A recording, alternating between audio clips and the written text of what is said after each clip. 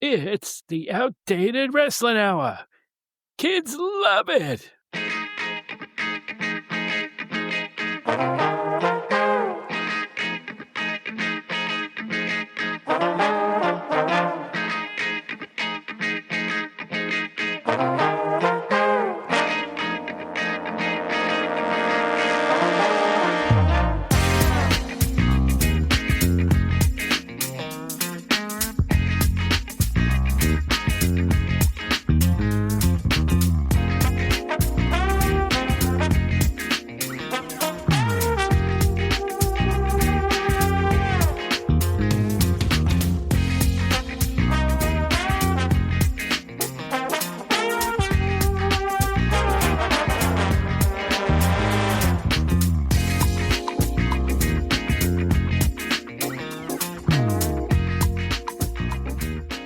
Hello, everybody. My name is Bob Smith. You might remember me from all those old school wrestling magazines. And this is the Outdated Wrestling Hour with Bob Smith, or at least that's the official name of the show. And I have a co-host.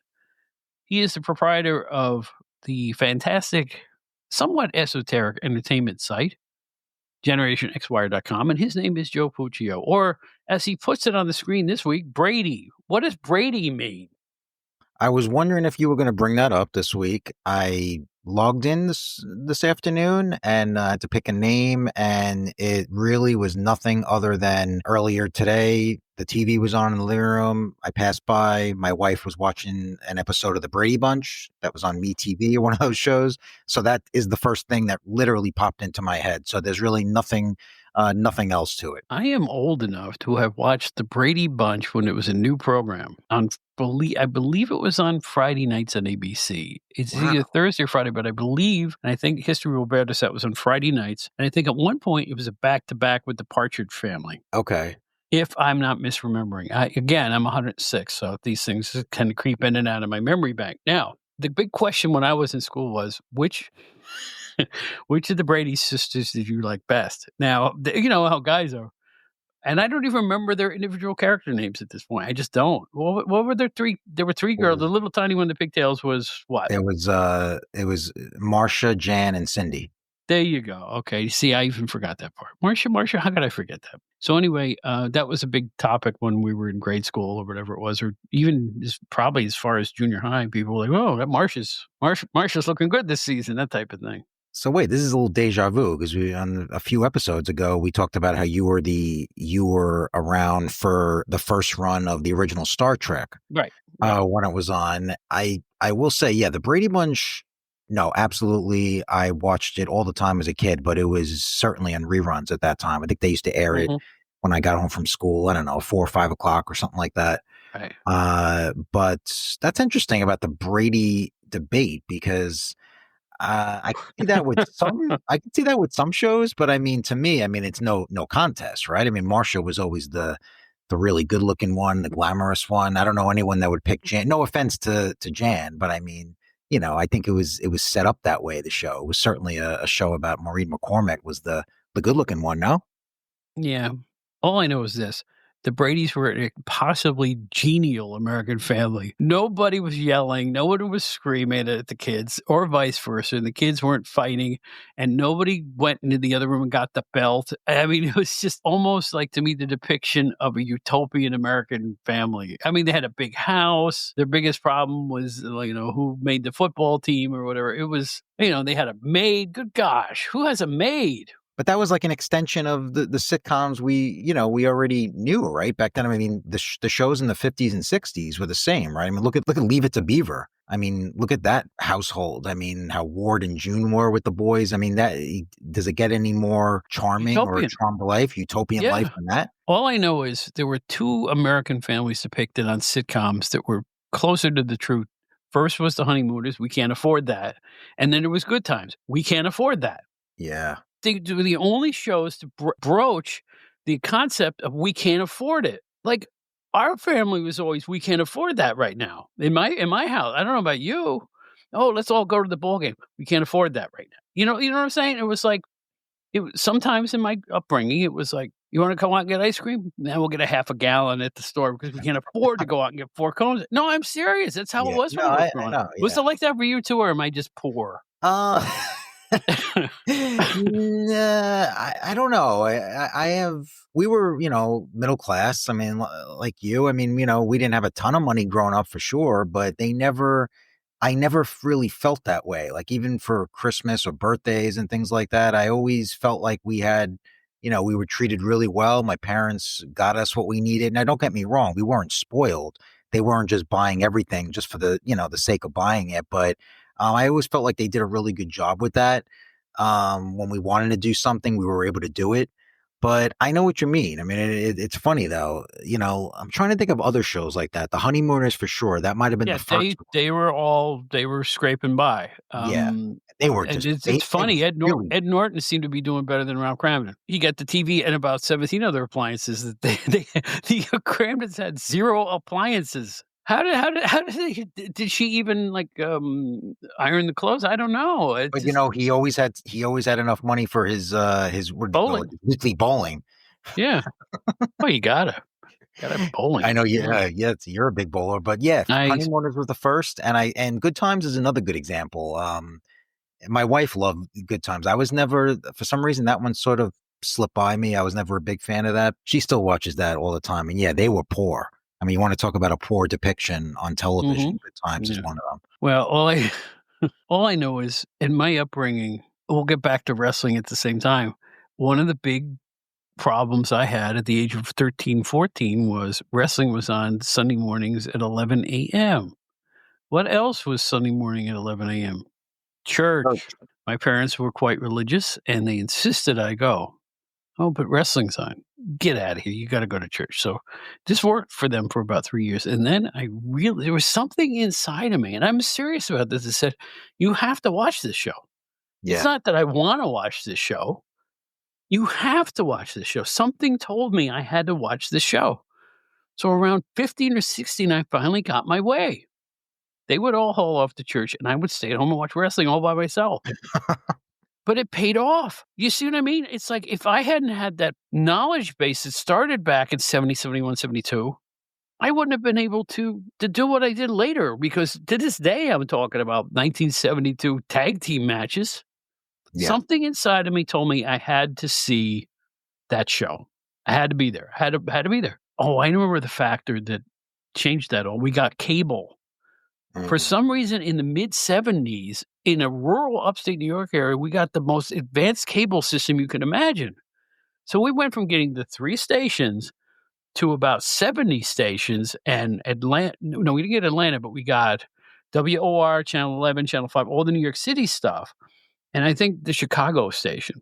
So I started to get other wrestling programs just at a flip of a button, you know? And some would be on Channel 11 and Channel 6, Channel 5.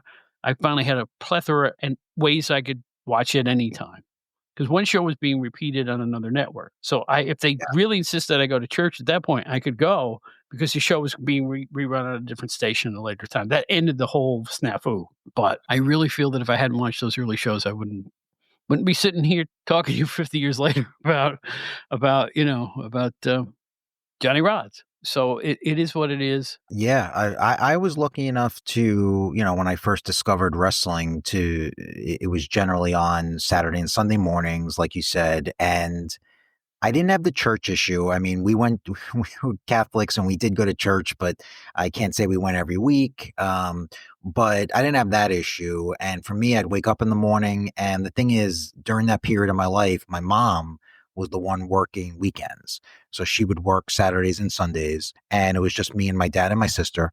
He wasn't really a particularly big wrestling fan, although he did watch it when he was a kid, but I mean, it's not like he really cared enough to watch it at this point in his life, but I became such a fan and he would watch it with me. And it was sort of like our weekly weekend ritual where on Saturdays and Sundays after I'd wake up, we'd have some breakfast. And then I'd say, oh, I'm going to put wrestling on, whatever it was. He'd watch it with me and he'd get a kick out of it. And he enjoyed it as well. So I was lucky enough to have that. One kind of funny thing I'll say is that you remember when they aired WWF on Saturday evenings, like well, not evenings, but late afternoon. I want to say maybe like 5, 6 o'clock. I think it was on WOR on Channel Well, 9 in New York. I recall it being on at midnight in New York, but they would air it when they had something else on, like a football game or something, so they would move it to 5 o'clock. Right. Or That's it. miss games a lot. Yep. They Yeah. had the Mets. So if the Mets were on the West Coast playing the Dodgers, the wrestling would move up. And Vince McMahon would say, next week we'll be on at 5 p.m. as opposed to our Right. usual midnight here on WR Channel 9. And I'm telling you, this is how well I know that they did this. This is amazing. So they moved that show the night of the Shea Stadium card to 5 p.m. And during that show, you see Zbyszko attack Tony Garea, and he's rescued by Bruno. Garea is on the side of the ring, like getting the cobwebs out, shaking it off. And Bruno's got the mic, and Garea says, and I quote, Bruno, tonight beat the hell out of him. He said tonight. Oh, So okay. they had the foresight to Yeah. know that taping was gonna air at that earlier time. You see what I'm saying? Yeah. They had their, let me just say it, they had their together back then. Yeah. The NWA was famous for not even putting when they came to New York, the NWA was famous for running the Meadowlands and not advertising the show. That's how smart they were, we'll put it that way. Yeah. But Yeah. the WWF was on it. They were on it to that little bit of minutia. Yeah. Incredible as far as I'm concerned. Yeah, so I think the period I'm talking about is a few years later than that, and I just have this memory or these memories of when my mom would get home on the weekends and we'd eat. Usually on a Saturday, we'd have either pizza. It was always one or the other. Either pizza. It was our night of the week to get something out. We'd bring home pizza or Chinese food. It was one or the other, and whatever it was, we'd be sitting in the kitchen.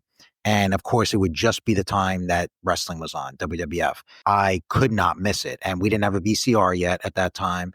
And, we had this tiny little television in the kitchen, like a portable TV. It was kind of small, and they just knew. And luckily, they never gave me any grief about it. While we were eating dinner, I would just have it on the counter and it would be on. So while I'm eating, I'm half paying attention, but I'm watching the show as well. And luckily, they never had an issue with that. They never said, oh, you can't watch television while we're eating or anything like that. And that's it. I watched it that way. So that was my fandom. That's how that's how heavily I got into it. Unfortunately, I did not have cable growing up. We didn't get cable until many, many years later when I was a teenager. I will say that my memory of that though is my best friend Joey Yosa, who we were inseparable as kids. He got cable at an early age. He also had one of those quote unquote illegal boxes at the time.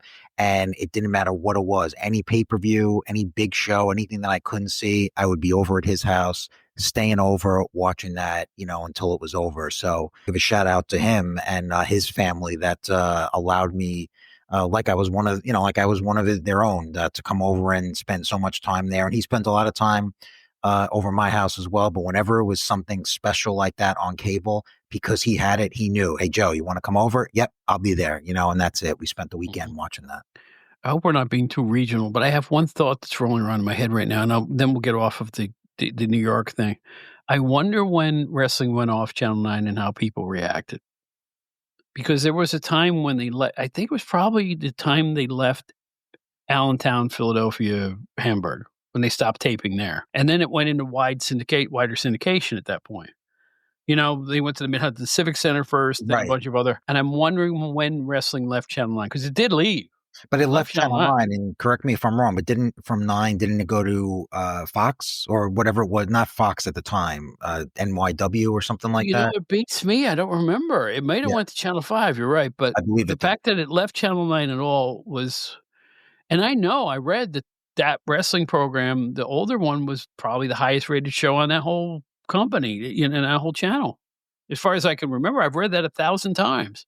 Mm-hmm. So I'm just wondering how, everything becomes a blur as you get older, and you wonder about these things. But I will say that there was no trouble finding the WWF after that point. After they stopped caring so much about the individual markets and went more regional, that show was on everywhere. And sometimes they had a B show, they had a C show.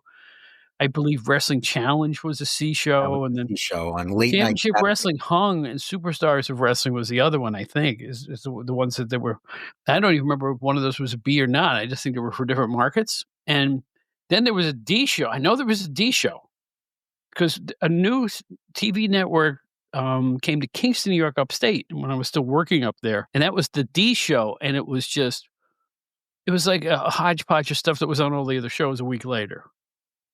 and I just don't remember the name of that show, but I know they had a bunch of syndicated offerings at that point. Crazy, man. They expanded so fast and so quickly, and they were paying most of those TV stations to get on those networks or on those channels, I should say. So it's like, Hmm.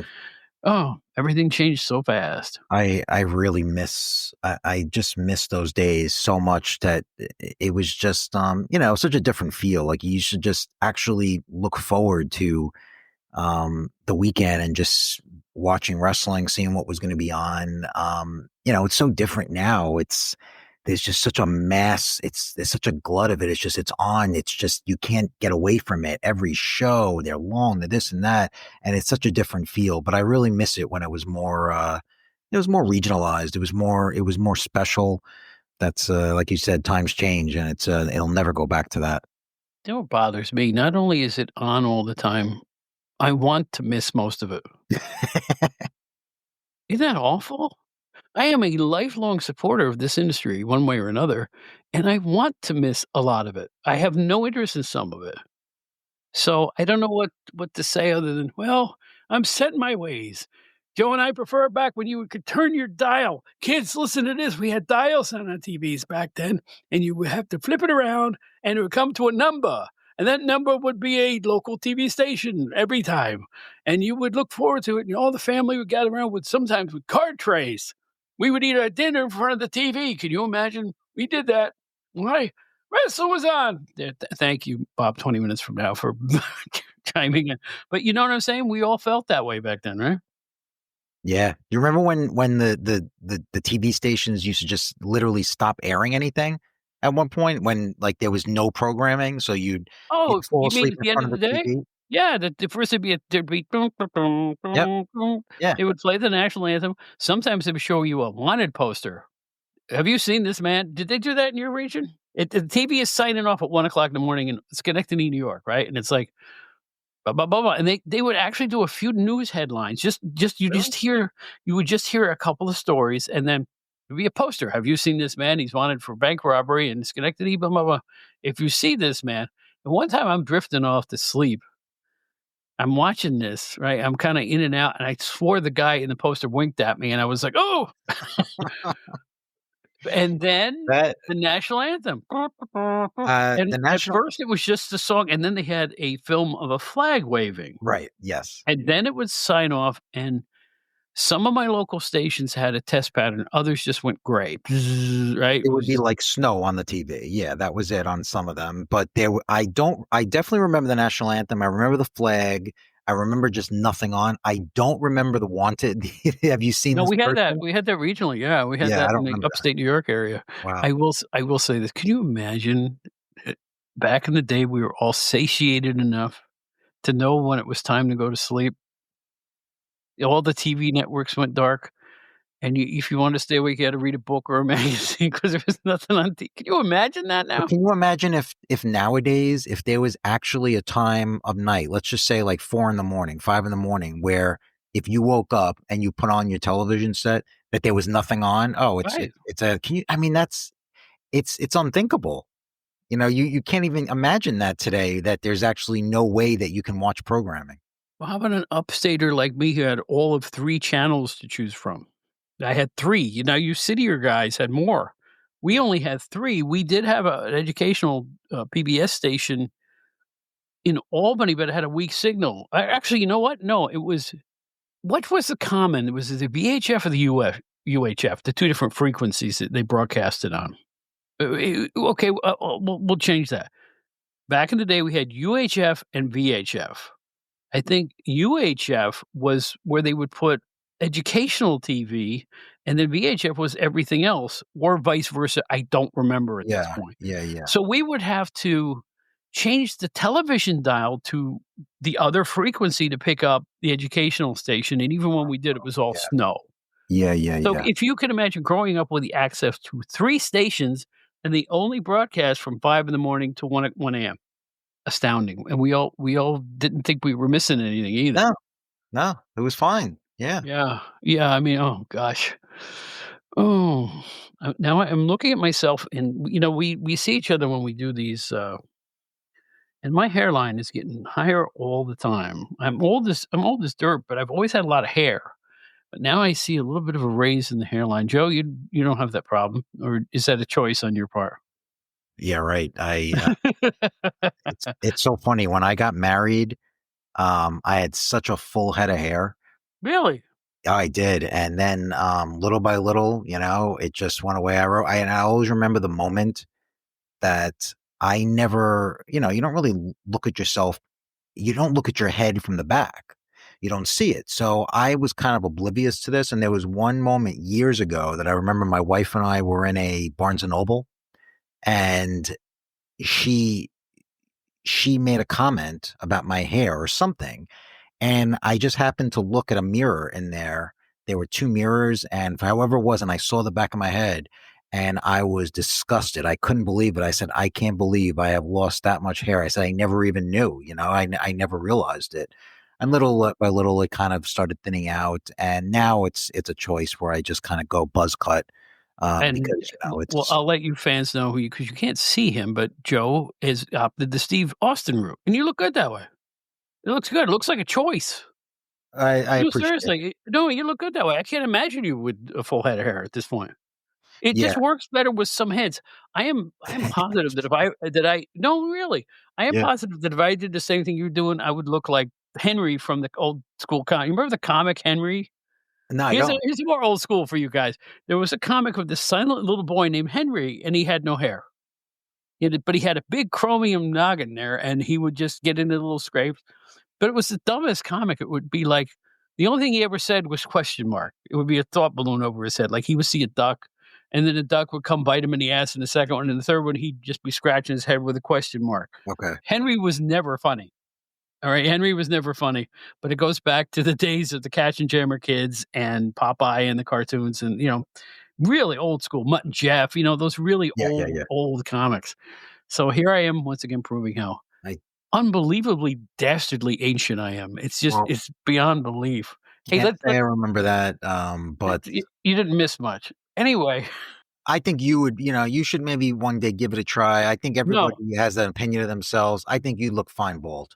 I look the way I look, and I always look the way I look because I would like to be attractive to the opposite sex. That's the thing. Uh-huh. Who walks around and never thinks of that? I think No, of it. yeah, Even at my old age, I think, how would I look best to somebody else that sees me? of course, You yeah. know? Yeah. Anyway, speaking of looking best, let's get back to wrestling. And I have a little bit of news because both on Facebook and here on this podcast, we have been talking about the strange plight of the film Queen of the Ring. Do you remember the month when this thing was released? Was it March or was it February or something? Ooh, that's a good A few question. months, we'll just say a few months ago. Yeah, yeah. Queen of the Ring came out, and it was in my market, it was quite heavily advertised here in the New York City area, at least on the cable systems it was. And we all got interested in it, and a lot of us saw that Jim Cornette was playing, Jim Cornette was playing the president of the NWA in the film, a little bit, and a few currently working wrestlers have co-starring roles in the film. So we were all interested in it, not to mention the fact that it was the biography of Mildred Burke, who helped popularize women's wrestling. So I was really interested in seeing this. I enjoyed the Von Erich film last year or the year before, whenever that came out. So I go looking for the film here in my area. And despite the advertising campaign, I couldn't find it in a theater that was even doable for me. And I live in a metropolitan area. Like I would have to drive 35 miles to go see it. Mhm. Didn't feel like doing that. Right. Joe, was it the same for you or was it, It was, and I'm not too far from you. Couldn't find it anywhere. It left as soon as it popped into the theaters. It was really strange. I didn't expect that at all. yeah, I assumed when it came out that, I generally won't go see a movie the first or second week, for a couple of reasons. You just don't want it to be as crowded. You want it to sort of die down a little or for whatever other reason. But I remember saying to myself, I'm going to try to go see Queen of the Ring. Looked it up. It was gone. It was yeah. nowhere. So it's out of the theaters and it's not streaming. And I No. go to the website for the film and it says nothing. All right. It says nothing. 2 or 3 weeks goes by and all of a sudden, it might even been longer than 3 weeks, but I've been watching the website and finally, and this is just as we speak here, I'd say about 3 weeks ago, they re-released the film in about, I'd say less than 20 cinemas around the country. Art houses, top houses, big houses. And they were really, really nice cinemas, every one of them, because I recognized the names on them. And I don't even know if it's still playing in those things, but all I know is the film came out, went away, and then they put it out again. All right. So I stopped even looking. But at that point, another week or two goes by, and I notice now available at 3 different streaming places. And I think you had to buy it at first. The film is available on a wider array of streaming platforms, and it's also available to rent for as low as $5.99, which is fair. That's what you'd want to pay to see a film you're not quite sure about. So it's out now. It's available wider. But as for now, Joe, it's the weirdest distribution I've ever seen on any movie in years. I don't understand the logic behind it. I'm not complaining. It's just confusing. It's like, why not put it out? Because like I said, Joe and I were both thinking of seeing the film in its second weekend. It was gone already. It was out of our local theaters. I mean, even the worst drawing film sticks around for 2 or 3 weeks, most of the time, or moves to a smaller theater or a B theater or, place that isn't quite as digitally enhanced as the bigger theaters. But it was gone. G-O-N-E gone. I don't think anything has to do with the quality of the film or the reviews the film got or the amount of money it made in independent distribution in the beginning. All I know is, what the? No, it's true. I don't know what kind of deal they had. You don't really see this too often. I don't know, we don't know behind the scenes what type of distribution deal they had. It can only be in the theaters for a few weeks before they had to reconfigure it. I don't know. It is strange, but I am happy to hear, because I wasn't aware that it's available now for rent. So I'm happy to hear that. I'll definitely try to check it out. I think it got really good reviews when it came out from people that saw it. It sounded like it was a really well acted movie.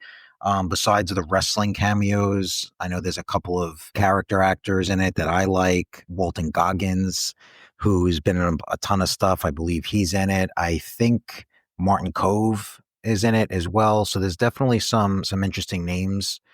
And I'm certainly going to put that on my to watch list. We have reached the point where when a movie about wrestling comes out, it's usually pretty good. They don't pull any punches. You will see the grist and the gristle of wrestling as opposed to the highlights of wrestling. The Von Erich film was a very dark movie, but it needed to be, and it depicted everything from steroid abuse to suicide in that film in a very serious manner. I find it refreshing rather than, the guy holds up a championship belt and the music swells and da da da da, none of that. Because it told the story of what wrestling is. And I think Queen of the Ring is going to tell a very good period piece about the struggle of female wrestling and how it slowly crept into the national consciousness, probably venue by venue back then. Bob, all I can say is we've come a long way from No Holds Barred. Thankfully. All right, let's talk about that. No Holds Barred was one of the worst films I've ever seen. It's one of the worst movies I have ever seen. It's right up there with. Now, I love Plan 9 from Outer Space, but No Holds Barred is every bit as laughably stupid as Plan 9 in Outer Space. At least Ed Wood didn't know what he was doing. There were filmmakers behind this Hogan movie that came out when I was at PWI, and we got a screener copy of it. We walked around the office going, "You jackass," and all this other stuff for day. We never heard that expression before. Ugh. And you know what the worst thing in the movie was? Hogan. Oh, yeah. Overacting, chewing up the scenery. I remember the part, Doogie. What the hell? He's holding the guy by the lapel, and he looked crazy. He didn't look like somebody you would root for, Hogan did in that film. Yeah. And the Zeus character and the finale and the evil guy with the promoters, just comic book awful. The only thing it had going for it was Joan's severance. Yeah. The promoter, the evil promoter guy, appeared at a convention, at a wrestling convention I went to a few years ago, in New Jersey, which was kind of funny because I saw him sitting at the table and I knew he looked familiar. And then I looked at his name and then someone told me who it was. And I was like, wow, that's a blast from the past. I know he still works. He was a character actor. He was in everything. Yeah, he does a lot of stuff. But as far as that movie, yeah, I will say I've only seen it once and I did see it in the theater. I mean, I was oh, geez. I want to say I was maybe 12 when it came out or something like 12 or 13, but saw it in the theater simply just because it was a Hogan movie, of course. And I just remember even at that age thinking that it really sucked. No interest in ever watching it again at this point, even for a kick. Well, if you want to talk about Hogan specifically, I mean, the majority of his movies, let's be honest, were garbage. I mean, what did he ever make that was actually good? He did Mr. Nanny. He Mhm. did the Santa Claus movie. I forget what Santa Santa with Santa with Muscles. muscles. Yeah, Santa with muscles. I mean, that guy, I mean, we've definitely come a long way from wrestler actors as well. When you look at guys like Dwayne Johnson, who, I don't think Dwayne Johnson is the greatest actor in the world, but he does fine. He does a decent job. I look at Hulk Hogan's performances in No Holds Barred the same way I look at Nathan Lane and Matthew Broderick in the film adaptation of the producer's Broadway show. In that, when you're a Broadway actor, you have to be loud, and what I mean by that is you have to be loud and boisterous on stage so your voice goes out, and you have to over enunciate, and you have to be a little more wild with your gyrations because you're on a stage. The problem with stage actors when you move them, and probably wrestlers too, when you move them into a movie set, you don't have to be that outgoing. You don't have to be that loud. You don't have to be that over the tops, shall we say, right? And Right, that was the problem with the producer's film is that they were all acting like they were still on stage because they had done it. So you bring the entire cast on into a film set, and they're all wildly screaming and gyrating, and it was jarring, and that's why the second producer's film is considered one of the biggest flops of all time. The first producer's film is a comedy classic. The second one was simply the stage show set into a film. The same director directed it for film, and you could tell that the director couldn't do film right, because it looked like, I mean, garish close-ups, and it just was a mistake, and I think making a film star out of Hulk Hogan is a mistake too. He'll never admit to that, but I'll tell you what, name me one thing he did that was good. I can't. No. I really, I'm not even being facetious, man. I can't think of any movie that he did that was actually halfway decent. If there is one, then it's just I don't know it. And didn't he have a TV series at one point? He did. It was Thunder in Paradise, I believe was Right. the name of it. That again, I mean, I was at the age where I was going to watch anything wrestling related, but that was also pretty bad. Let's just say Well, that. look, listen, I have met Hulk Hogan a grand total of 2 times in my professional career. He was cordial both times. I will not say anything bad about his ring career either because you know what? He sold a lot of tickets, Yeah, but he sold a lot of tickets to an audience that certainly wasn't of my mindset. I mean, the opponents were just cannon fodder. He would beat them in 8 minutes at all the big arenas, and the kids would buy their toys, and it was a whole different thing then. Look, it worked. It sold tickets, made a lot of money. I don't know what to say other than I have no interest in reliving that period of history. To me, that period, although it's probably wrestling's coming of age as a multicultural entertainment form, respect that. But for me, it's the first time I stopped watching it for long periods of time. There was no need to. It was just the same thing over and over again. There was no creativity to it. That's why I started to watch the NWA and other right. anything else I could get my hand, and I started tape trading. That right, this is the '80s. So I Yep. started tape trading. I needed and craved to see anything else, and I thank God that later on I got a job with a wrestling magazine, and I was able to talk to the Tom Gordons and Eddie Gilberts and the other people who wanted to bring hard-hitting traditional wrestling action to different areas that didn't have it, like Philadelphia. So I But don't know what look, to say other than I'm thankful for the Indies. But look, and I know this is mostly talking about Hogan in things other than wrestling, like his film career, things like that. But I will just say this: so much has been said about him and his work rate and his quality as an actual wrestler. But you cannot deny, like you said, you can't deny the guy's charisma, and the guy just knew what to do. He made the most of the limited technical ability that he had. The way I always try to think of it is that there aren't a lot of guys put in Hogan's position at that time that would have been able to be as successful because you had to be a certain type of personality. You had to Yeah. have that type of charisma. So it's not like you can just say, well, you could have just put anybody into that slot and he would have been Hulk Hogan. It wasn't just, that's not true. I mean, Terry Bollea was excellent in portraying that role. So, I mean, there's definitely something to be said for that. And I give him a lot Before of credit for that. before we move on, have you ever seen videos of Hulk Hogan wrestling in Japan? I And did. suddenly he's a mat wrestler? Yeah. and he's Yeah. putting holds on people. True. True. And I'm like, where did this come from? Right. Well, he didn't need to do it here. He needed to Exactly. do it over there. And I think a lot of those matches were filmed between the AWA and the WWF or something like that, or even while he was still in the AWA. I think it was I think those matches are slightly pre-WWE. Hmm. And therefore, when you went to Japan, you better know how to wrestle a little bit, depending on who your opponent is. And True. whether you're a good guy or a bad guy, although that didn't mean as much in Japan, it was who you were. People cheered Abdullah the Butcher when he was, like, garroting people with a fork there, so Right. it's like, it's like it was a different thing, and then they'd give him flowers after the match, unless they did the usual pull apart brawl in the stands, but anyway, if you're looking for Queen of the Ring, I can proudly say you can find it now. You can find it, just type it in your browser. I tell people this all the time. Whatever you're looking for, type it in your browser, and you will find a list of places to pick it up, or go on your Roku box, type in the name of the film, and the platforms will come right up. That's the best thing about Roku, man. Yeah. Do you have a Roku? I do. Yeah. And you just type in anything you're looking for. It will not only come up, it will show you where to find it out in the streaming world. So that's why Roku, to me, is one of the greatest things I've ever had. I've had more fun with that thing.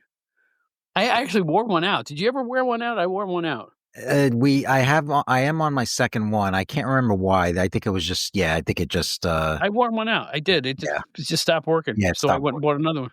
The beauty part is you don't really have to worry about it. Although I do have an account now. And I have no idea what the password is, so I'll probably have to start all over again, but that's okay, 'cause you're like me. You have so many accounts for so many different things. You have 8,500 different passwords, and I have them all in one spot where I can find what they were, but if I'm away from it, I'm lost. Like, if I need to do something while I'm at work, I'm lost. I have to wait till I get home at night to get the password. And you know what the worst is that even if you do know the password, but you haven't gotten into it in some time, you'll put the password in, but because it like doesn't recognize it, or it's a new device, it'll say, okay, well, we sent you a text, or go onto your email and do this. And I'm like, oh God, it's even having the password isn't enough now. You have to have a second thing. But you know what? I actually appreciate that. And I will say this one thing, because I read this in a story in Forbes or something else. Try to do two-factor authentication if you can. I'm serious. I know it's a pain in the neck, where they ping your phone before you can get in. Do that for security reasons. I am telling you, I am not a conspiracy theorist. I'm just saying they're telling people to go to two-factor because of all the internet crime that's out there. Right. And so if I had one bit of advice to you guys other than, post no bills, it's try to do the two-factor authentication. It'll pay off. I'm telling you, especially right now where they're throwing away all the regulations of the world, I would certainly try to keep my cyber world tight. We'll put it that way. Good point. Yeah. So on that happy note, we'll be back in just a few minutes we're going to look at Joe Blanchard, Southwest Wrestling, with a guy who's a real wrestling maven from Wrestler Weekly. It's Mike Leotis. Give us just a few seconds. We'll be right back.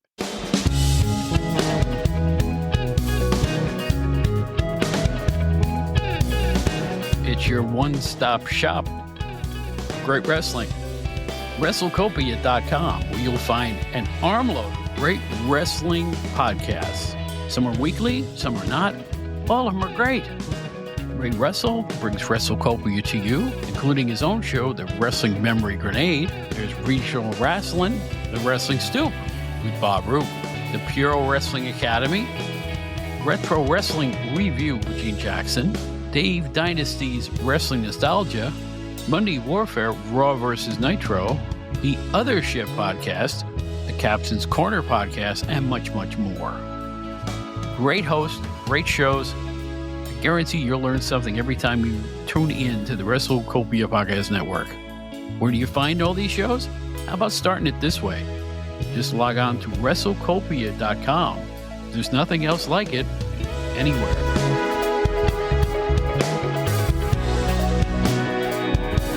There are a handful of people I have to thank looking back at this podcast.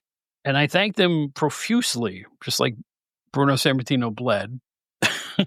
I thank them profusely because they were such wonderful guests and got the ball rolling on the show. When I started, it was kind of like a wing and a prayer. I didn't know who to book for guests. I didn't know. I knew what I wanted to do with the show, But I had determined early on that the guests make the show. They really do. Because it's like if you have a good guest, you can have a nice conversation. And I think the key to good podcasting is you hear a conversation, it almost sounds like you're eavesdropping. It's just natural, it just flows. And you get to enjoy it as much as the participants do. And one guy who I got to know, he's part of the Wrestler Weekly team. He's much of a wrestling expert as anybody I've ever met, and a wonderful guy. Welcome back I think you get the Five Timers Club jacket now. Mike Leotis, how are you? I am good, Bob. It's good to be here. Maybe this is similar to the Ribera Steakhouse jacket.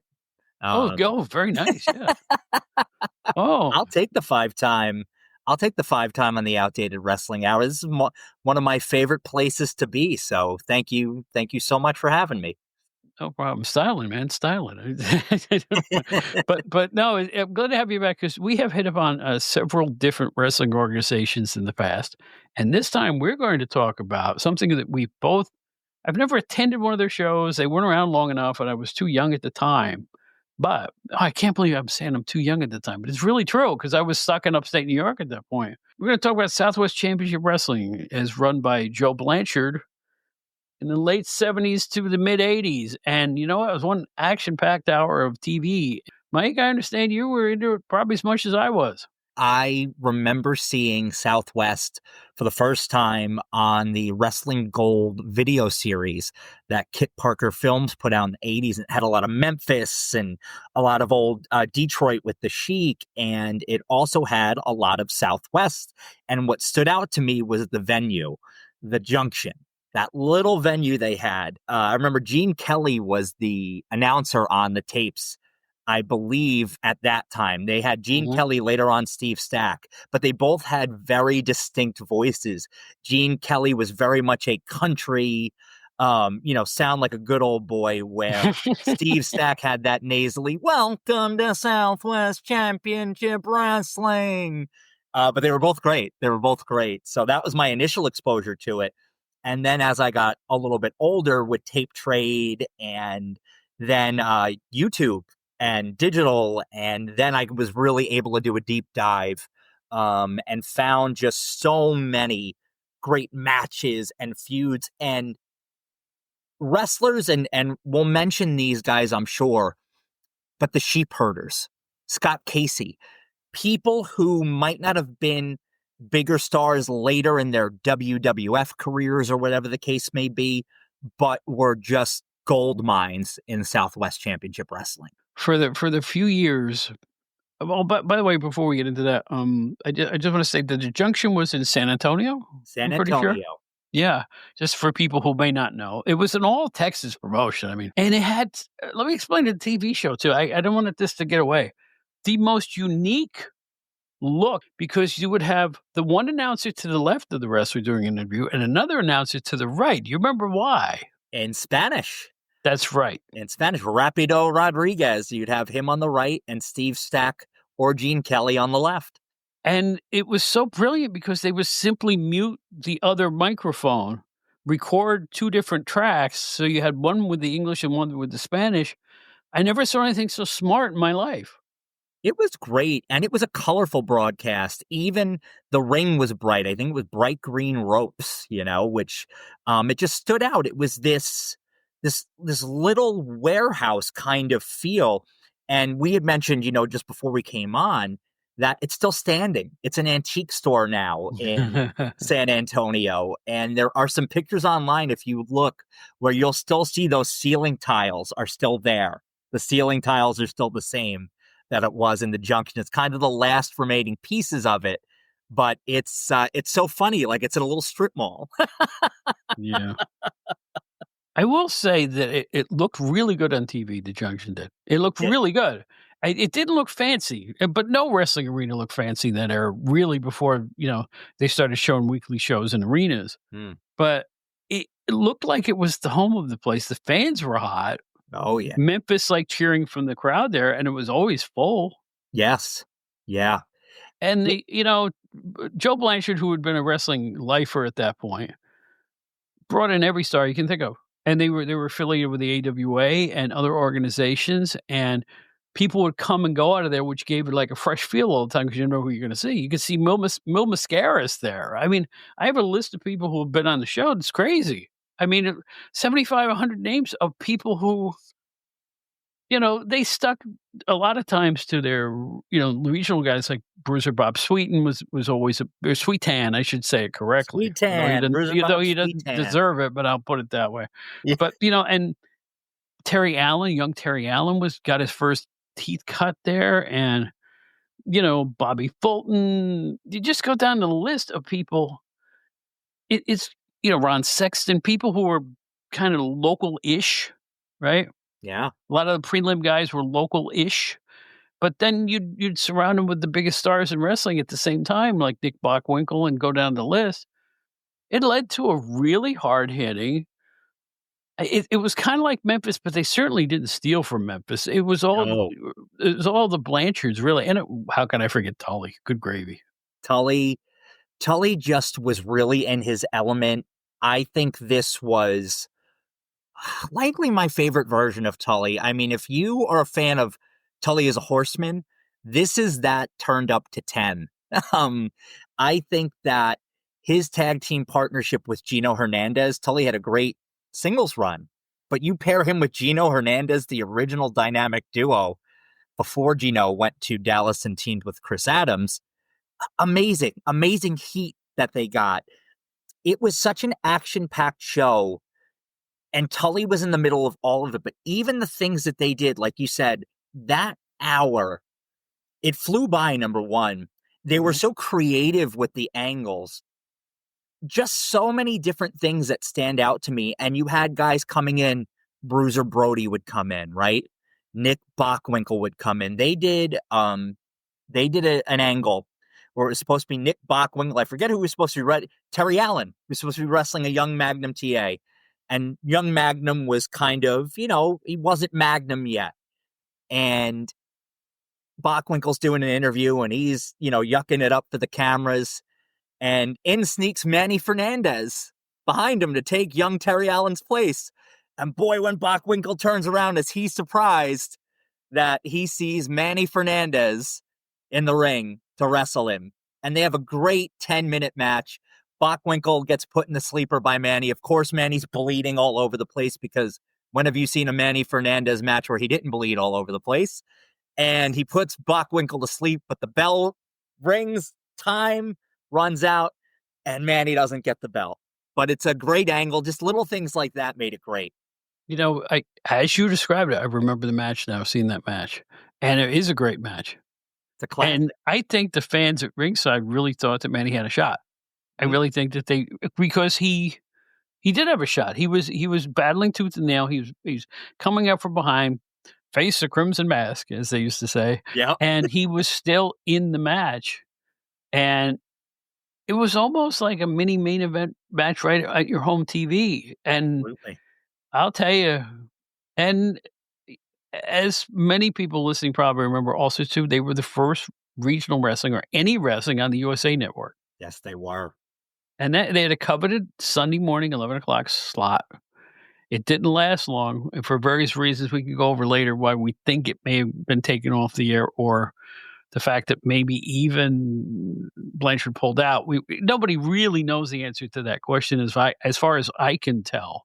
There may be somebody who's the definitive answer on that. All I know is it disappeared. It was replaced soon by, I believe, All American Wrestling or one of the early derivatives of the WWF right in that same time slot. Yeah, and if you remember at that time too, Southwest, again, just had a great opening theme. That was one of the wrestling themes that I remember listening back to.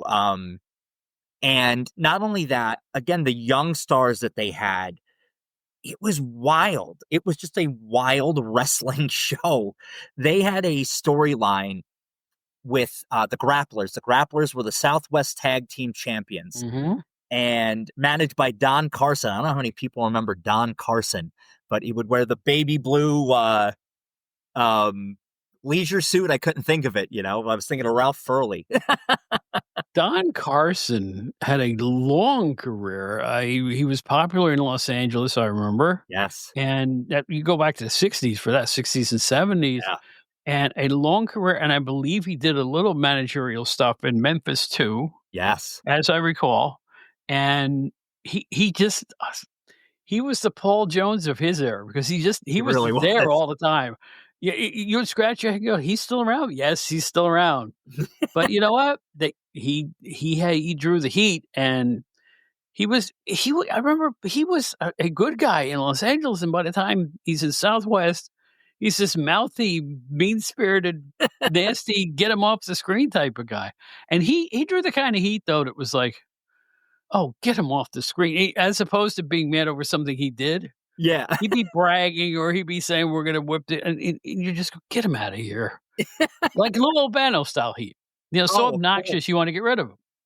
and he was great at that. So this angle, the grapplers are the Southwest Tag Team Champions, and in come the sheep herders. And I had mentioned this. The sheep herders at this time, not your bushwhackers, right? But the sheep herders, the violent, bloody New Zealand sheep herders, and managing them because he was injured in a car accident, is Lord Jonathan Boyd. And Okay. Jonathan Boyd, to me, is one of the most underrated promos in the history of wrestling. I could listen to that man talk all day. He just had a style, and he just had a way to get heat, a way to just talk where he was just so believable. And he comes in, the sheep herders are battling the grapplers for the tag titles. So this is a rare heel versus heel match at the time. Boyd somehow works with Carson to get Carson to double cross the sheep herders. I mean, the grapplers. He double crosses the grapplers, joins up with Boyd and the sheep herders. They win the belt. Everybody's celebrating. Then the sheep herders double cross Carson right at the Hemisphere Arena there in San Antonio, the big arena where the Spurs used to play at the time. And it was just brilliant. It was just so brilliantly done. Like, it couldn't have happened to a nicer guy than Don Carson. Wow. I did not see that one yet. Oh, it's great. But I have to find it because it sounds great. It's great. And I will say Southwest for TV. I look back at the federations that use blood the most on television. I rank them as, and not Detroit number one. I think the arena shows at the Cobo were very bloody, but I don't think they were as bloody on television. If they were, I need to find somebody who was around at that time to tell me. Because I think it was kind of like a milder Sheik on TV, and then when you got him in the arena, he'd go berserk. Absolutely. But other than that, I always thought the Dick the Bruiser's bunch was pretty bloody on television. Yeah. But Southwest had it more than its share of bloody angles and bloody moments. Like I remember, I forget who it was, but again, the sheepherders tearing up somebody. I mean, it was after a match too. They just attacked. I can't remember who it was, but they just ripped them up, and it was oh my gosh, And for televised wrestling, I thought it was. I wouldn't say it was extreme, but I was surprised by it. By the ferocity of the TV villainy, shall we speak?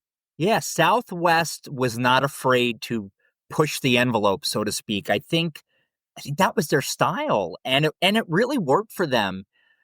I look at Southwest stuff today, and I think a lot of it still holds up because it's just there's a lot of different things, right? There's fast-paced wrestling. There is a lot of action in a very quick amount of time. It was sort of ahead of its time when it comes to what a modern wrestling show might have looked like at that time. And I think it really just had a unique style. Texas wrestling has always been, you have to be tough to survive in Texas. And this was that, but it had a little bit of flair to it. And a lot of young, fast guys as well, where you had like Chavo Guerrero and the Tully Blanchard, who was young and quick, and Gino Hernandez, Bobby Fulton, those kind of guys. But then you had your big guys like your Tank Pattons and Juan Reynosas, who later became Taurus Bulba.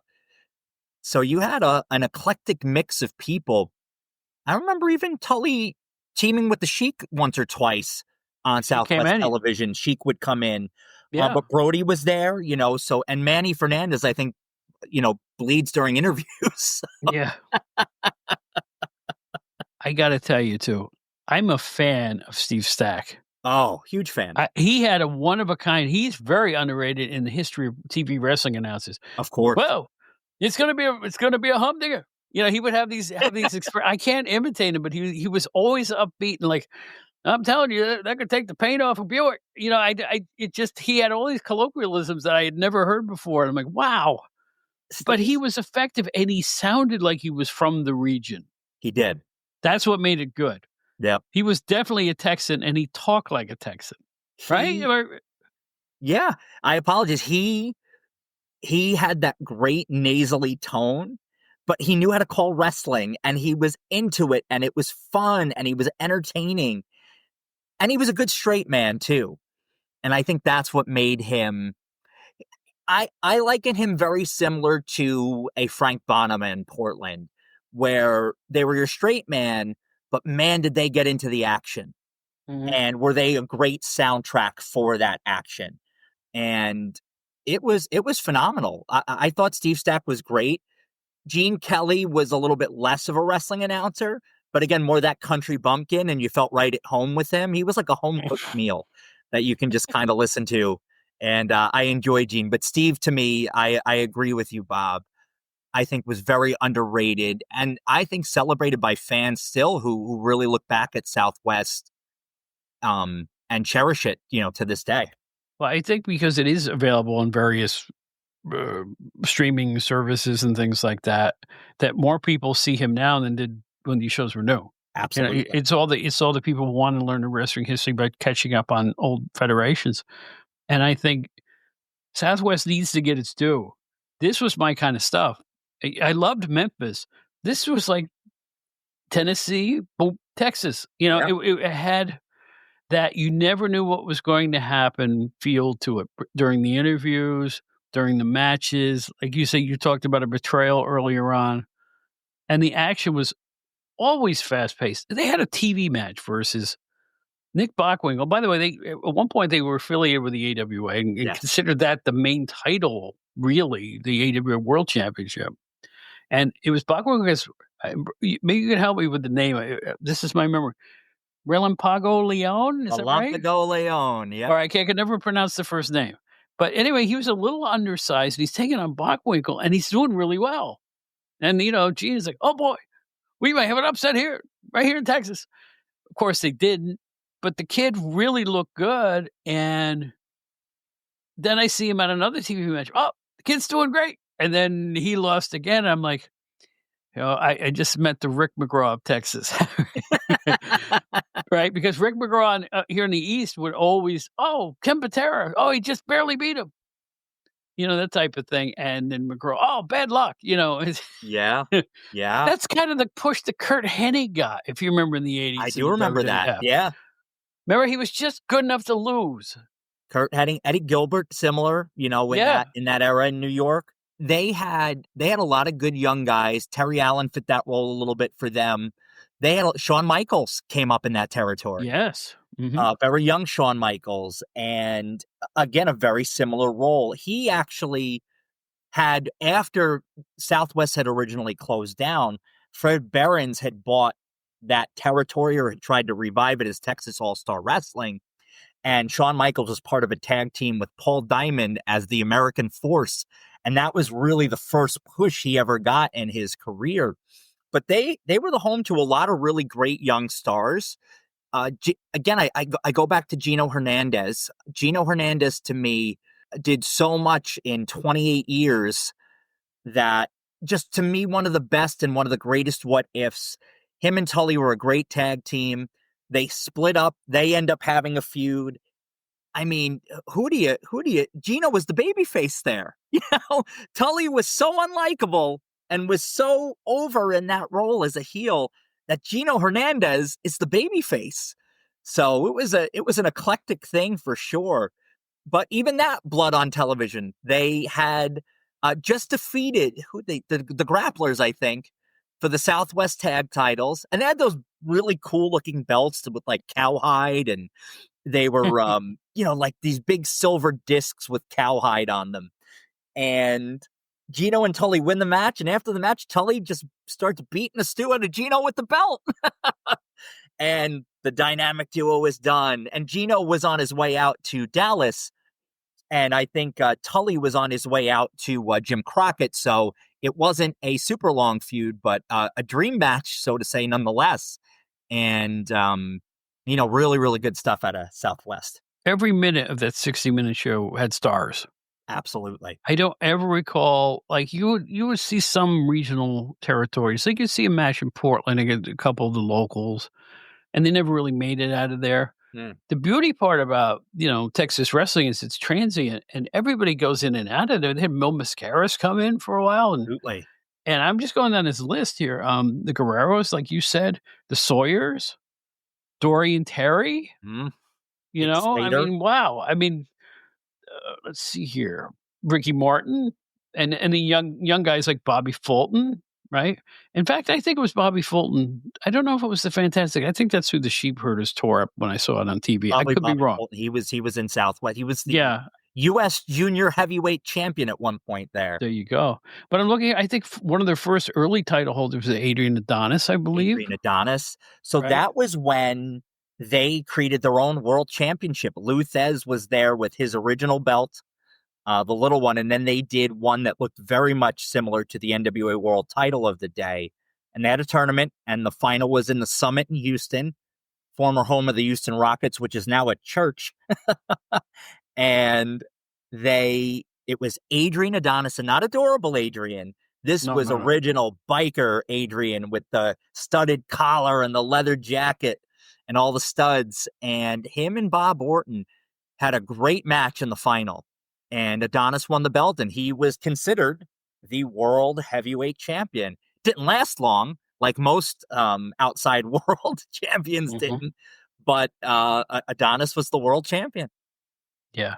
And I like the way they would work in younger guys. Like Eric Embry was very young when he wrestled there. I think he was just starting his career, if I'm not mistaken. Again, there's probably smarter people that, know more than I do about these things. Yeah. But I'm just going down this list of he was in like a team Larry with Lane. Ken Timms. Yeah. Ken Timms. Tom Pritchard, right? Yes. I'm going to Eddie Mansfield, right? I mean, these type of guys who were a little bit on the younger side, Ken Lucas. I'm looking at Buddy Marino. You know what I'm saying? It wasn't just these old grizzle guys. Like, they really pushed Bruiser Bob Sweetan. I mean, he really got a push there. And I have to admit, he was effective in his role. I will not speak too much about him because we all know what became of him. And it's one of the most sordid tales in pro wrestling history. Just bad. There's not many people I pin an awful human being label on, but Bob Sweetan fits the bill. But he was over like Rover for a while, Mr. Piledriver. He really was. And he worked as, believe it or not, a good guy. I mean, when I saw him there, he was a fan favorite there. They brought in Jerry Lawler to wrestle him at the Hemisphere Arena. And it was a big thing. And it was the Battle of the Piledrivers. And Lawler wrestled as a heel coming in from Memphis. And Lawler stalled throughout the match. And it ends up somehow Lawler sneaks a win by putting his feet on the ropes. And the crowd is going crazy. And Sweetan gets back in the ring and delivers a pile driver to Lawler after the match, and the crowd erupts. And Lawler sells it wonderfully. He's flopping around the ring, and it was a great piece of business. But Jerry Lawler going in and making Bob Sweetan look like a big star that night. But yeah, he was Mr. Piledriver. He was over like Rover for a long time there in Southwest. He was a big star. I so missed that pre-expansion heat when the whole audience was, and there was a lot of kids in that audience, as I recall. The high pitch on the top when you listen to the crowd roar, and I'll tell you what, they were into it, and that show was nothing but heat. They loved the good guys, despised the bad guys, and it was one of the better regional television shows. I'll put it in my top 10 for sure. I just think it was. Mainly because of the talent. It didn't matter. Of course, those were the days where you could bring somebody without having a super major angle. You just let them work. Yeah. I missed that too. You could bring a Mil Mascaras in and just put them in against one of the top stars and you just have a match. Absolutely. You didn't need to build it for 6 weeks beforehand, you know? See, I miss Yeah. that. I miss the simplicity of a logical booking of 2 similar stars. Stars. Absolutely. And just let them go. Ring the bell and let them go. Why do you have to go insult his mother in the backstage for 5 weeks before you start your feud? And why does everything have to be a feud? Why not just one hot and heavy match? Absolutely. I think you bring up a great point because you hear a lot of the wrestlers now go, oh, it's all storytelling. And I don't know that that's, yes, I know you're telling a story in a match, right? I get that. But I think to today's generation of guys from 20 years ago, you know, oh, it's all telling a story and it's all this and the story is bigger than the match and the matches don't matter as much. I disagree. To me, the matches were everything. That was the story. The match was the story. You know, the Freeburns and Von Erichs, you know, I don't remember the vignettes being the things that made me want to do the matches. I remember the matches being hot and heavy that made me want to watch more matches. You know, and interviews play a big part of that, but I just think that folks get lost on this whole, it has to be this big thought out story when, like you said, it could just be this very simplistic, these guys just don't like each other. Well, it doesn't even have to start that way. No. It could just be a match where it's a really hard fought contest that begins your story. Absolutely. And you don't have to talk for 6 weeks to have the story begin. No. It could be over a belt. It could be over somebody getting fouled in the match. It could be over Absolutely. a time limit draw. It could be over a disqualification. Agreed. You know, everything has to be blown up to unrealistic factors when sometimes the simple stuff sells, and it sold for 50 years, promoters. Don't forget that. It sold for 50 years. Yes. Yes. I think the way it's consumed now is so different than It is. than it was. It is. Well, I think there's a lot of factors in that. Number one, it's the emergence of the female wrestlers and equal Yeah. to the males. So, you know, that's a slightly different way of presenting. Of course. They're doing it too. The women will come out and just shriek at each other for 10 minutes. And again, there's a lot more talking in wrestling than there was back then. Yes. Wrestling sells the sizzle now more than it ever has. Oh, absolutely. 10-minute walks to the ring, choreographed entrances with explosions going off when somebody stamps their foot at the right time every time. You know, it's like it's 75% sizzle, to be honest with you. 100%. Yeah, it's entertainment that just happens to have a wrestling ring in the center of it. That's why they call it WWE now, right? Yeah, it's and again, I don't begrudge anybody who enjoys it. Like I said, there's things about it I still enjoy, but it's not the same. It's not the same as it was, and it does not spark my interest the way I was watching this sheep herder footage I mentioned not just a few minutes ago. Well, I watched that in the last 5 years, and it hit me as brand new because I'd never seen it before.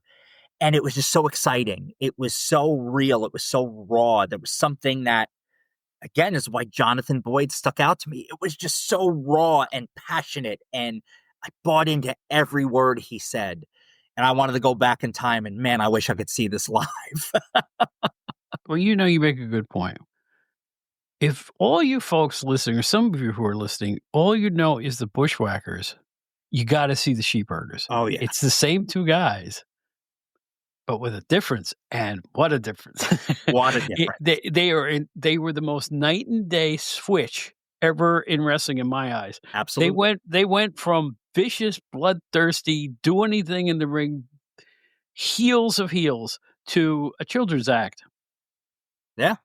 That never even qualified for a championship in the WWF when they were there, or, you know, they would do their little 4-minute act and prance around the ring in that little strut they used to do. Yeah. That's fine. You know, And God bless them. They deserved it.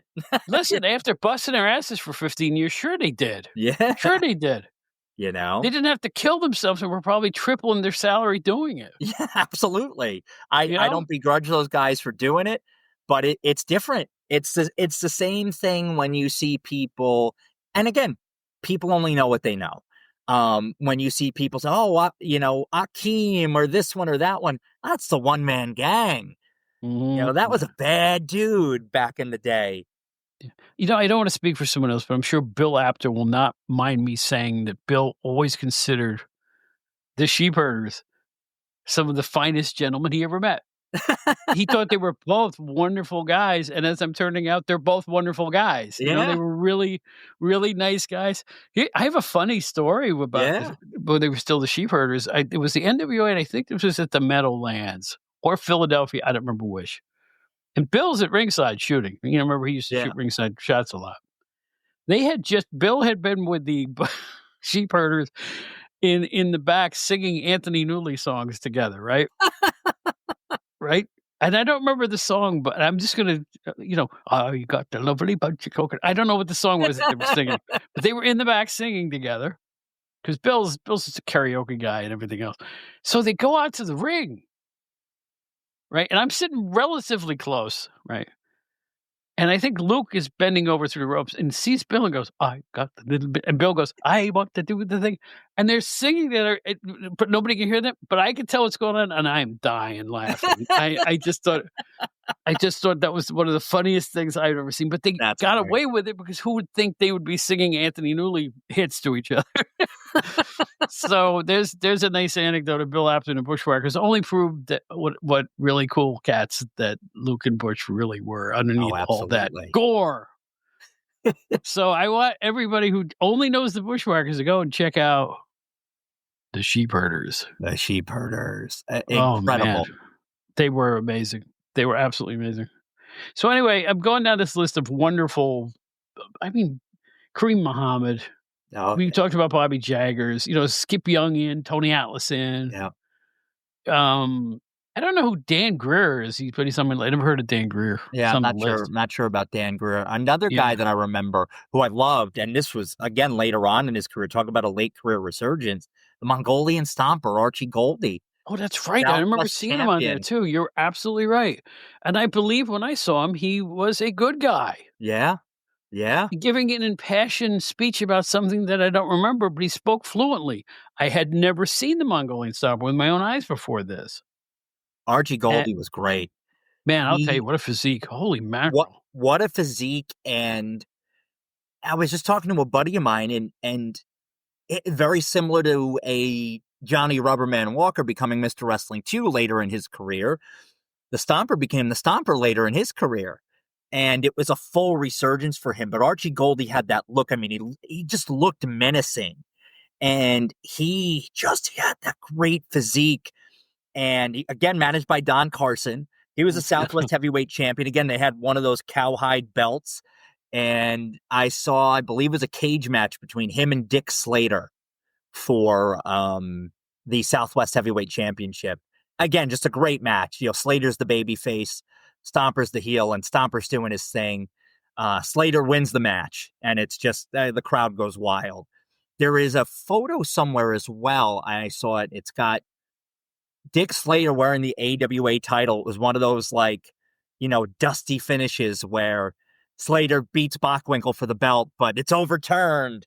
And he's got to give, but he celebrates with the belt. I'll have to see if I can send it to you. But there's a great shot of Dick Slater with Nick Bockwinkel's AWA belt around his waist from the Hemisphere Arena. But again, going back to Archie Goldie, just a great heel and could be a great babyface as well. But just a great look. To me, again, an unsung hero of that era, and a guy who I don't think gets his just due is how good he was. His visage. Nobody looked like him. He looked serious. Yeah. He didn't look like he was fooling around for 1 minute. He was a very stern and serious looking wrestler. Bald-headed, all muscle. And I think he was in pretty advanced years by the time his career was over, too. Yeah. And just went, and a bunch of different territories, was big in Canada, as I recall. Yes. Just a real star. You're right, very underrated in the eyes of time. Yeah. Nobody talks about Mongolian Stomper in terms of Hall of Fames. Yeah. He should be in every Hall of Fame there is. Agreed. He was so good. And again, it's just a look that, to me, you're building a heel wrestler. Archie Goldie is one of the molds that you want to have. So I'm going down. Let's talk about the titles. I jotted down a couple of the titles that they used to defend in the SCW, we'll call it, Southwest Championship Wrestling. They had a brass knuckles championship. Gotta love that. Early on. Actually, right in the middle. Because they started in 78 and ended in 85 when they got, I guess, the TV ended. Okay. And it says here Atlas had it till 83 and they just kind of forgot about it. Okay. They just ended it. They had a Southwest heavyweight champion, Kevin Sullivan, held that belt once. Kevin Sullivan, a great, this was right in the middle of the, Prince of Darkness and that Kevin Sullivan. So this was Kevin Sullivan during one of the hottest points of his career. This is interesting. They actually had I don't know, but the bravery to proclaim one of their championships as a world title, world heavyweight championship. Scott Casey's one of the people that held that belt. Scott Casey. They had a world tag team champion, the Sheepherders, of course. Yes. Were champions. They had a Southwest Junior Heavyweight Championship. I have a guy named Ron Sexton written there. Oh, Ron Sexton. Geez, something? I don't think I've ever seen him with my own eyes, to be honest with you. That's one that escaped me. Yeah. I don't have too many memories of Ron Sexton, but it's funny that you mentioned Scott Casey, because Scott Casey was a big star in Southwest. He never really was a huge star anywhere else. He was a lower card in the WWF, and he kind of mid card, upper card in world class. But he was, the cowboy from Bulverde. And we're talking Scott Casey. Scott Casey, yeah. I don't know. I thought he got kind of a push in world class for a minute or two anyway. Yeah, he did. I think he was somewhat upper card, I think, in world class. He got a push there for a minute or two, but I don't think anything ever replicated the success he had. He was a top man in Southwest. And the feud with Bobby Jaggers, which I know we kind of alluded to a little bit earlier, which I know we'll get into a little bit. Well, let's talk about it right now. There was one of the moments. Now, this is going to be an underlying theme of what we're talking about here, because they left the USA Network around right around when they folded, I think. And there are various reports as to why. Right? Nobody is really quite sure. I have researched this until the cows come home. I'm sure there's somebody in Texas who knows all about it better than I do. But they said it was some of it was to do with content, bloody matches on television, or an angle between Bobby Jaggers and Scott Casey we were just talking about, where the pig pies were dumped all over Bobby Jaggers' head. He brought him to dump on Scott. Casey's head. Dumped him on the Hangman, and it was a stinking mess on television, and I think that didn't go over well with the USA Network, so to speak. Also, there was just, like I said, there was a bloody match between Eric Embry, I think, and Tully Blanchard that ended up with, I think, Bob Sweetan helping him out in the ring. And then for some reason, they dragged him with bloody close-ups on right on the screen of Embry just barely holding on with blood running down his body, not just his face. And I think that may have irks some of the USA people. Again, I read different problems. The other thing that I heard, and I don't know if it's true, is just Mr. Blanchard, Joe Blanchard, just didn't have enough money to pay USA anymore for the time slot, and that may probably have been the real factor as to why they went off. Yeah, it's sad because the territories were. Those were really starting to be the beginning of the end of the territory days, and Southwest was one that I think, still, oh man, it was so great. And they did have a little bit of a small revival as Texas All-Star Wrestling, with Fed Behrens being, the backer. I don't know if he was the financial guy or he was just the figurehead, but they had some guys, a young Fred Ottman in, young Shawn Michaels, Paul Diamond, Gary Hart was there, Austin Idol. They brought in Chris Adams from Dallas to feud with Scott Casey. And they would try little places. They would be like in Gillies, the bar in Pasadena, or they'd be in like the Austin City Auditorium, just these little places. And they wouldn't really draw much. It was not the same energy as Southwest had. So it was kind of sad to see that. Still some decent wrestling though, for sure. But just, it wasn't the same. But, regardless of how or why they went off the air, who would have known likely, and it's a shame he's passed away now, Mark Nolte, who used to through the Wrestling Classics message board. He worked in Southwest and was very, very close with Joe Blanchard at that time. And I'm sure Mark would have had some insight as to what was going on then. I almost wonder, too, to look back on the boards and see if Mark had any comments while he was moderating. I'm sure that's come up a time or two as a topic on there. I just wonder how much play that Southwest gets amongst people who aren't maniacs like you and me. You know, that are kind of wrestling fans, but not like, in other words, a lot of people like Major League Baseball, they wouldn't be caught dead watching a AAA game or a AA game. Yeah. You know what I'm saying? Yeah. And I just wonder how many people to this day, since it's been gone for so long, hold Southwest to their bosom, so to speak. Yeah. I do, because I found it by accident, like most wrestling fans did, on the USA Network originally. And then I was in the tape trading, like in the years before I started with the magazines, and got a few more of those tapes there. I don't remember where I acquired one. I used to get these mishmash tapes, and I don't remember who I ordered them from. Like, it'd be Southwest and Detroit. And maybe it was even the Pedro Martinez PM film, but I'm not sure about that. I'm not sure. But anyway, the more I saw, the more I liked. Yeah. And what I try to do here is point people toward these shows. So the question is, where can people go to see this stuff right now?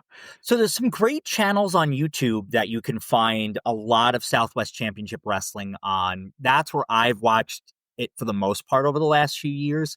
I believe the Savoldi channel has some Southwest on it as well. Too. I'm a subscriber, so I'm pretty sure they have it too. There's some other places. Right now, I got to tell you, and I just discovered this, I'm going to do a show about this soon, or discuss it, I think probably with my co-host, but Tubi has become a hotbed for wrestling, of old wrestling. It's not just like one-off old WWE stuff now. There's all kinds of things on there that I had no earthly idea was all in the same spot. Yeah. And I am a big Tubi fan to begin with, because they have a lot of my favorite old reruns, and they have the entire Three Stooges collection. Yeah. The real Columbia shorts. You don't have to go invest in a DVD box set anymore. They're right there. So Tubi is getting to be hot stuff. And I got to tell you, the wrestling stuff there is very plentiful and shocking. There's so much. There's so much. Have you checked it out? I have heard about it. I am looking forward to checking it out. I have only heard, but it is on my to-do list for sure. And I'm very thankful for that. You know, I think I've talked before about, tape trading, and I was a big tape trader because, for me, I was able to get all the modern stuff so easy as I was growing up. I'm only 40 years old, but I am an old soul at heart. The classics were always what I wanted to seek out. And so I would trade all the modern stuff I had for all territory footage. Mm-hmm. Everything from, if I had read about it, I wanted it. And that is what has gotten me to really love these old territories like Southwest and Portland Wrestling and all these places that it's like, wow, it's just like a gold mine of wrestling and what wrestling should be. And, it's just incredible to look back. So I'm very excited to see what Tubi has to offer. Yeah. And, we have to thank too. And, there's the Chris P. Lettuces of the world. There's the Dave Dynasties of the world who are posting all kinds of things on YouTube. But I also have to thank just somebody with a VHS tape. Yeah. You just decided to dub it into digital form and then put it on YouTube. Thank you all out there. You're making the world a better place. Oh, absolutely. You're helping us discover stuff we didn't even know existed. Yeah. I mean, it's really fantastic. I had heard for years about Dominic DeNucci's East Coast deal in the late 70s, and there it is on on YouTube. I'm like, holy smokes. Yeah. It's like about a fourth of the old WWF roster decided to go work the Pittsburgh area. It's basically all it was. And I'd always wanted to see it, and I finally got to see it. Mike Mittman and Bruno Sammartino on your call. So I was like, holy smokes, that's awesome. So again, we're entering a golden age of the rediscovery of 70s and 80s wrestling on tape. And here's the beauty part. I know somebody's going to find something nobody's seen yet. I feel it in my bones that somebody's going to uncover some really, really cool stuff. It's coming. I can feel it. Something big is about to happen. I can feel it in my bones. But I have one request. WWE, folks, I know you have the 70s Fred Blassie footage. I know you do. From his last stand as a professional wrestler. Yes. Because when he was retired and when he died, they would show little tiny snippets of that. So I know you have it, and I know it's violent. Please re-release that stuff. I know it's Yes. there. I know it's there. So I don't know why it's been buried. Maybe they just considered the tape quality a bit too grainy or something like that. But you have to figure in this days of, digital remastering, something could be done. Oh, of course. And that's the shame of it. There was a hope that with WWE acquiring this footage that they would release. Remember they were doing the hidden gems a few years ago? Yeah. And they released the last Battle of Atlanta and all these things. And why stop that? That was so good, Um, Did you know I was on a Hidden Gems? oh, were you? Yes. ECW, right? Yes. Yes. I called Yes. 4 matches on the WWE Network, All right. and Wow. it's like with Staley Wayne Manor was my color man of Wrestling World Magazine, and somebody wrote to me on Facebook or something and said, "Dude, I just watched you on the WWE Network." I said, "What?" And he said, "Yeah, it was like this early grainy." It even looked like a VHS tape but it was in the hidden gem section, the That's right. oddball stuff. Yeah, they really released some good stuff, and I just don't know. I think it was just a lot of younger fans subscribing, and just a whole lot of folks just I guess didn't watch it. But for me, that stuff was gold when they were releasing that stuff each month. Yeah, me that too. was something I needed to have my hands on. I'm sorry that stuff didn't make its way to Peacock, but I will say this, it helped me because I would tell people I was the first play-by-play guy, and everybody go, "I never saw it. You're full of beans. I never saw that." And you know what? Finally, the proof was in the pudding. It's Yep. right there. And there it was. As well as somebody recently released on YouTube the studio show I did with Todd Gordon. Oh, okay. At least one episode is on YouTube now somewhere, folks, if you wanna scour around for that. It was called Eastern Championship Wrestling in the beginning, Yes, and it then they was. changed it to Extreme. So if you wanna see this long-haired, oh god, I had the Billy Ray Cyrus thing going on, man. I'm telling you. I did, I really did. My hair was just ridiculous back in those days. I remember seeing you, and I think you and I have talked about this offline, but I remember seeing you in the crowd with the Sheik at one of the Joel Goodhart shows, the TWA shows. I recently saw I didn't even know, I never saw the match. I saw it like a month ago. Abdullah Sheik, right? Abdul and the Sheik. And they're running around the corner. You could see me at ringside. Yes. Just sitting there. Yes. You could just tell it was me, though, and it's like I said, I'm watching the belt going, "I was at this match, wasn't I?" And then I went, "Yeah, I was at the match because there I am." And I So it's remember nice to you be telling me that story, and Yeah. it clicked when I saw the footage, and oh, there's Bob. I tell you what, I don't know if it was that match or I think they had a later match for the cage Yeah, I think at so, yeah. the Philadelphia Arena, and I'll tell you what, bedlam. I can't even Bedlam like I imagine. never saw in any arena. I mean, on stage, off the stage, ringside, chasing each other up and down the aisles, throwing stuff, taking a TV technician, slamming him against the wall, and all this other stuff. Who, by the way, was Stevie Wonderful, who later worked for ECW too. but it was one of the wildest matches I've ever seen. And considering this Sheik was like 65 years old at that point, and Abby was kind of in a tailwind of his career too. But it was the aura of those guys. Oh, yeah. They had aura for days. I mean, I can't even imagine. yeah, and I considered it great to be there because I'm telling you, at that point, even when I was with PWI at that point, I hadn't seen that much Sheik footage. No. It was not available. No. And it's funny because there's not really a ton of Sheik footage out there. I don't know. They didn't save recordings then like they do now. No. No, Today they didn't. tape everything. Well, they But- couldn't foresee what was about to happen in the world the same way No. because whoever thought there'd be at-home video cassette players or No. DVD players or stuff that you'd want to see 60 years later. If the Three Stooges were alive today, they would be shocked. Yeah. Films they made in 1934 Yeah. are still Being being shown shown now. and sold. Yeah. They would be absolutely floored. And a lot of them just reused the same reels over and over again because it saved money and it was smart business. The U-matic videotape cartridge. I just did a show, and by the way, I don't know when it's going to be on, and I don't know when this show is going to be on, but I will say this. I just did a show with Brian Solomon for his podcast, Shut Up and Wrestle, Yes. with Paige Sutherland. And we're going to talk about the National Wrestling Federation that ran from 1970 to 1974. Okay. Paige and I were talking before the show, and we're thinking that her and I, maybe 2 of about 19 people still left who actually saw that show. Wow. And I'm not being facetious. There No, I aren't many believe it. people that remember that show.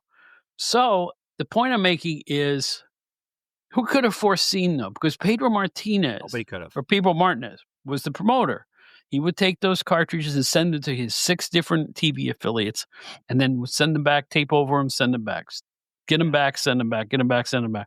Saved not a frame. Yeah. Not a frame.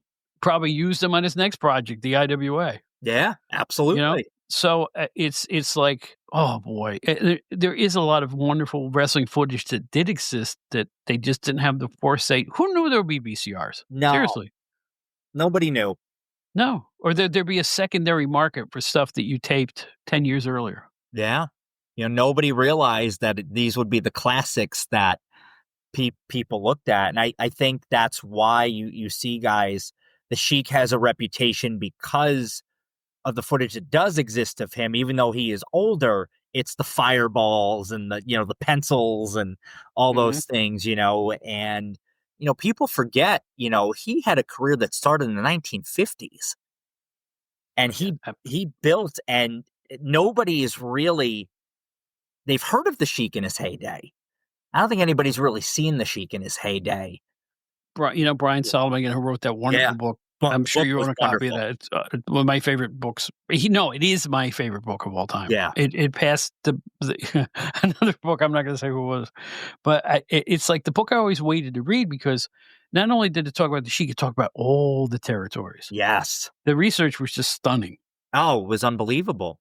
So there's the thing. I'm talking to Brian. I don't know if he said it in the book or with a conversation between me and him, but I know that Brian expressed this.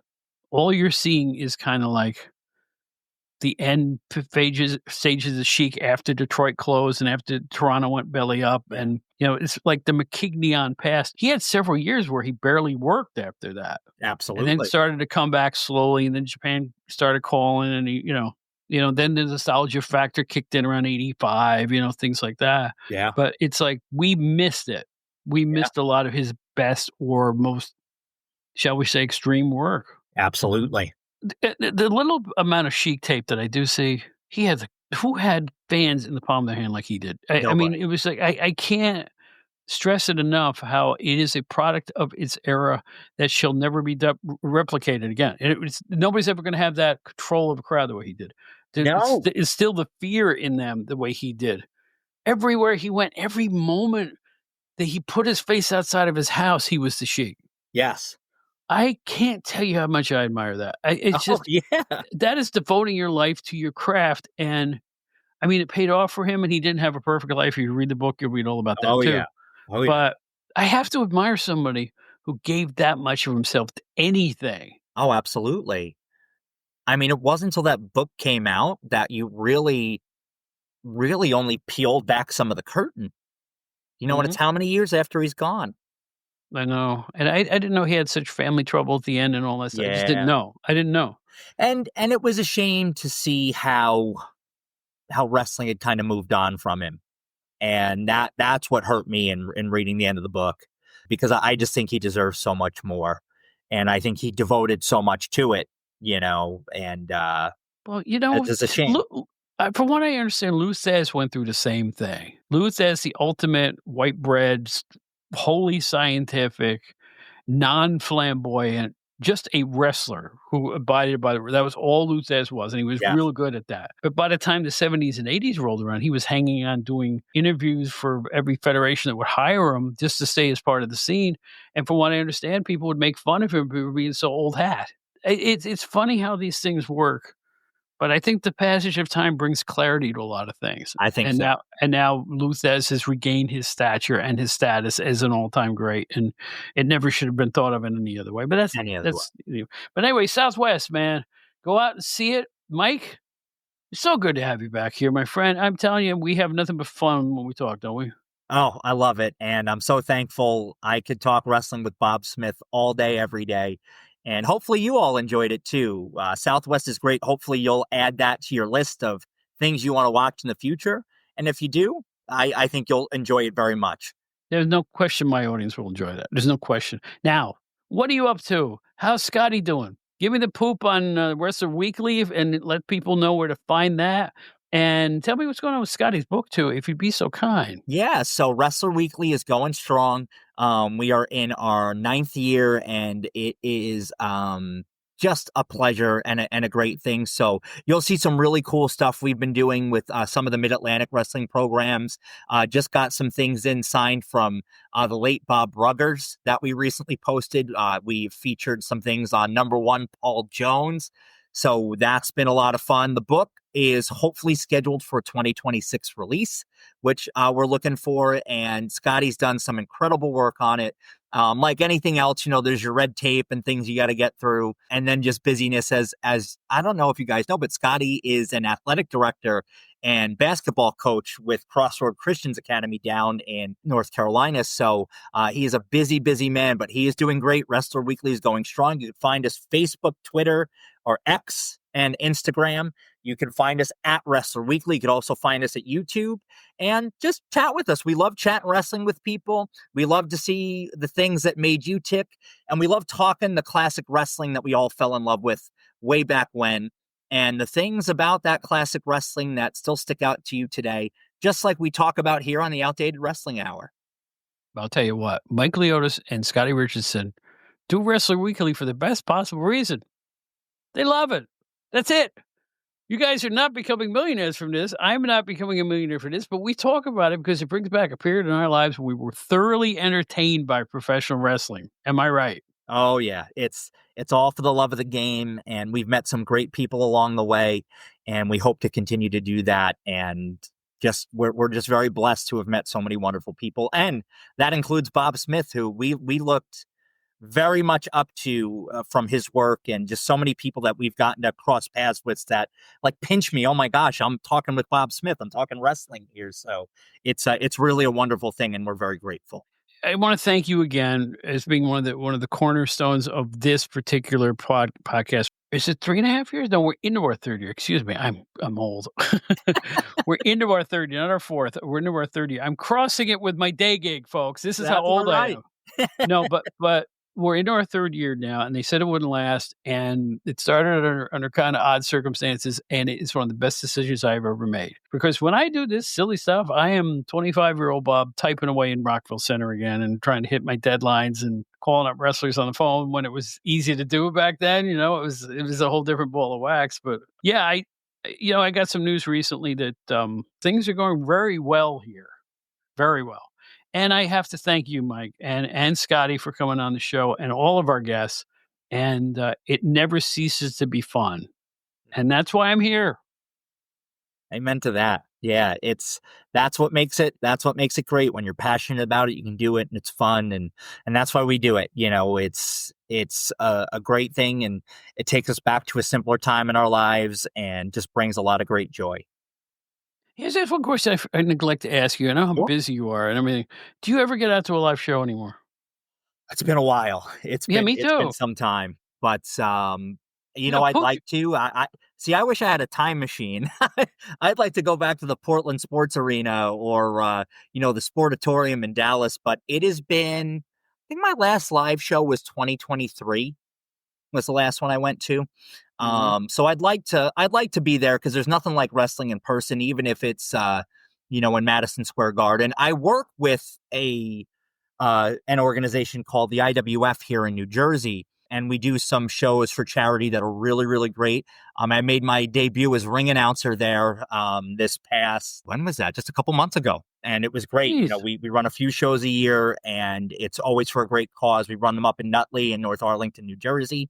And my buddy Kevin Knight is behind those shows, and just one of the greatest people you could ever know. But that's my live in-person wrestling. So yeah, I go a couple of times a year. I guess that's the real answer. You better let me know more if you do this again, because Puccio and I are looking for an excuse to go somewhere and see some indie wrestling. All right, great. So yeah. I'm serious. If we could meet you, that would be the icing on the cake of a great year. We're going to be in North Arlington in October 4th. Yeah. You know something? If I got that much lead time, maybe we'll make something happen All on right, this. yeah, Oh let boy, me know. I'm going to go see wrestling, guys. This is going to Yeah, be and fun. it's great old school wrestling. You know, it's family friendly. We have a lot of fun. Another thing Puccio and I are going to do is try to investigate some of the Long Island indies too, because we tape out of the Long Island area. Yeah. It's time to see the future, and also we can go and spend $30 a ticket instead of $300, which is kind of Exactly. attractive. It's kind of Exactly. attractive. It really is. Yeah. So I'm off my soapbox. It's Mike Leotis. Thank you so much, my friend, and I mean that. And I spell friend in all capital letters. It has been an absolute pleasure. Oh, thank you. Same here. Same. Absolutely. Mike Leotis, everybody, go check him out on Wrestler Weekly.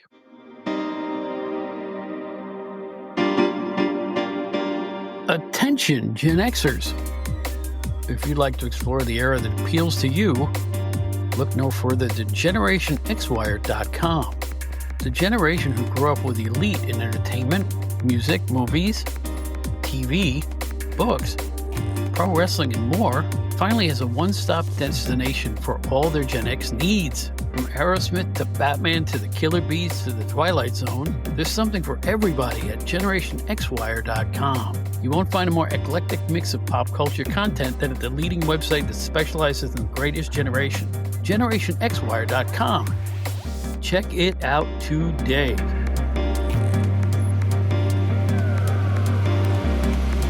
Well, there's another one in the books. We hope you enjoyed it. I want to make a brief note for all of you. July 11th, I'm taking a vacation week, and I'm not going to have a show that week. So what I'm going to do is just take that 1 week off as a vacation week. I'm going to do absolutely nothing. I have to. I'm going to collapse. No show on the 11th. We'll be right back on the 18th with more fun and frivolity. Write to us at outdatedwrestling@gmail.com. Our website, outdatedwrestlinghour.buzzsprout.com. All of our shows are there at the press of a button, bang. You can also find our shows on WrestleCopia.com, as well as every podcast app that's out there that I can think of. Also on our website, which is outdatedwrestlinghour.buzzsprout.com, you can find out everything about the Outdated Wrestling Hour fan club. We're going to have a meeting soon, hopefully, via a Zoom-style software. And you can be part of that if you join our club. It's all the information is available right on the website, outdatedwrestlinghour.buzzsprout.com. For as little as $3 a month, you can help perpetuate the ongoing adventures of this podcast and our sister podcast, the Outdated Entertainment Hour. We got some cool stuff coming up with all your favorite guests. So be prepared for that. Also, find me on Facebook. You can also, I'm just Bob Smith, the one that sings with BB King. I'm also on X, Blue Sky, Instagram, and Threads for some unknown reason. Keep listening. Tell a friend and subscribe if you can. My name is Bob Smith. This is the Outdated Wrestling Hour, bringing you back, as Mick Foley would say, into the old days. And like Ringo Starr would say, or still says, peace and love, brothers and sisters.